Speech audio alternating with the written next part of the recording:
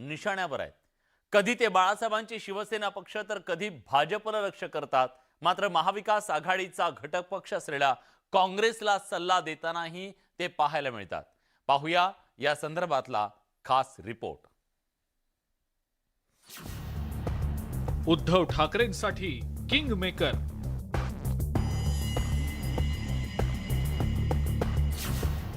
शरद पवारांचा खास माणूस,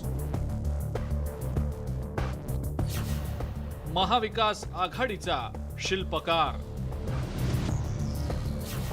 काँग्रेस नेत्यांसाठी सल्लागार।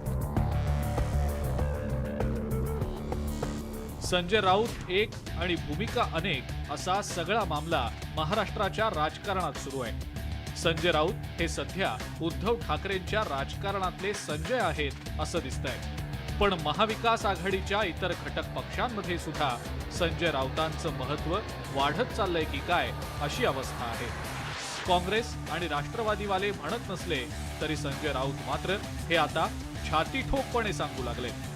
काँग्रेसमधील पटोले थोरात वादामध्ये काँग्रेसच्या बड्या नेत्यांनी आपला सल्ला घेतल्याचा दावा संजय राऊत यांनी केलाय।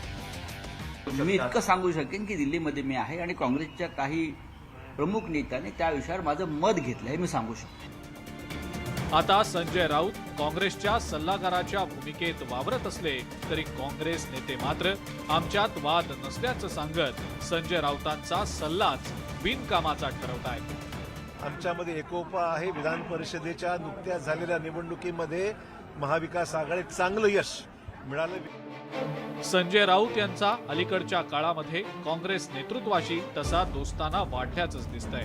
मागच्या काही काळामध्ये राहुल गांधींनी संजय राऊतांच्या खांद्यावर हात टाकून कानगोष्टी केल्याचा फोटो व्हायरल झाला होता। त्यानंतर संजय राऊत भारत जोडोच्या समारोपालाही थेट काश्मीरात गेले होते।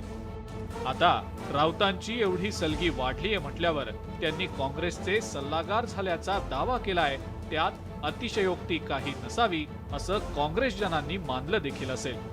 बाकी पब्लिक है, सब जानती है। Bureau report, news 18 Lokmat.